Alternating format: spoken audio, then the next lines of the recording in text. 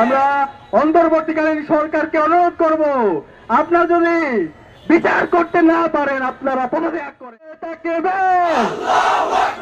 আল্লাহু আকবার, নারে তাকবীর, আল্লাহু আকবার। আমার ভাই এবার হামলা কেন? ইন্টারিম জবাব দে। ইনকিলাব ইনকিলাব, জিন্দাবাদ জিন্দাবাদ। সম্মানিত উপস্থিতি, প্রিয় ছাত্র জনতা, আপনারা জানেন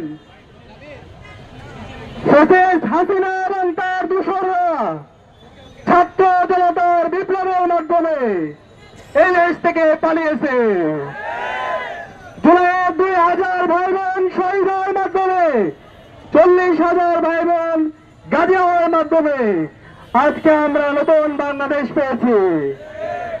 আমাদের প্রত্যাশা ছিল এই জুলাই বিপ্লবের পরে বাংলাদেশে গত 16 বছরে যেই সন্ত্রাসী জঙ্গি গোষ্ঠী বাংলাদেশের ফ্যাসিবাদ কায়েম করেছে, জুডিশিয়াল কিলিং করেছে, গণহত্যা করেছে, তাদেরকে দেশ থেকে সমুৎপাদন করা হবে।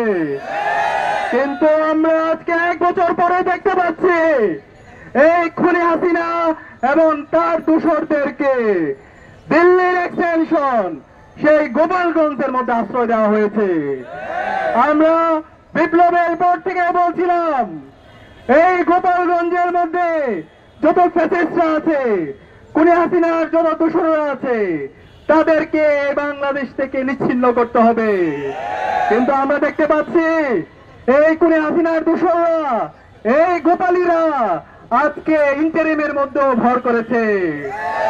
আজকে আমরা যখন এই ফ্যাসিস্টদের বিরুদ্ধে কথা বলি, তখন এই ইন্টারিমের কিছু কালচারাল ফ্যাসিস্টরা তারা এই খুনি হাসিনাকে পুনর্বহাল করতে চায়।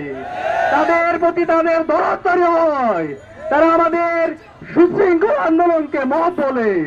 আমি হুঁশিয়ার করতে চাই, এই বাংলাদেশে, স্বাধীন বাংলাদেশে খুনি হাসিনা এবং তার দূষরদের কোনো জায়গা হবে না। জুলাইয়ের এই বাংলাদেশে খুনি হাসিনা এবং তার দূষরদের কোনো জায়গা হবে না। আবু সাঈদের এই বাংলায়, ওয়াসিমের এই বাংলায়, শান্তের এই বাংলায়, আলী রায়হানের এই বাংলায় খুনি হাসিনা এবং তার দূষরদের কোনো জায়গা হবে না। আমরা অন্তর্বর্তীকালীন সরকারকে অনুরোধ করব, আপনারা যদি বিচার করতে না পারেন আপনারা পদত্যাগ করেন। ছাত্র জনতা দায়িত্ব নেওয়ার জন্য প্রস্তুত আছে। জুলাইয়ের রক্তের উপর আপনারা আজকে ক্ষমতায় বসেছেন। আপনারা এখানে ভোট বিলাসের জন্য বসেননি। আপনারা যদি জুলাইয়ের সাথে গাদ্দারি করেন, খুনি হাসিনার যেই পরিণত হয়েছিল তার চাইতে খারাপ পরিণতি আপনাদের হবে। আমি অনুরোধ করব অন্তর্বর্তীকালীন সরকারকে, শহীদদের আকাঙ্ক্ষার আলোকে জুলাইয়ের স্পিরিটকে ধারণ করে নতুন বাংলাদেশের জন্য সবাই ঐক্যবদ্ধভাবে কাজ করুন।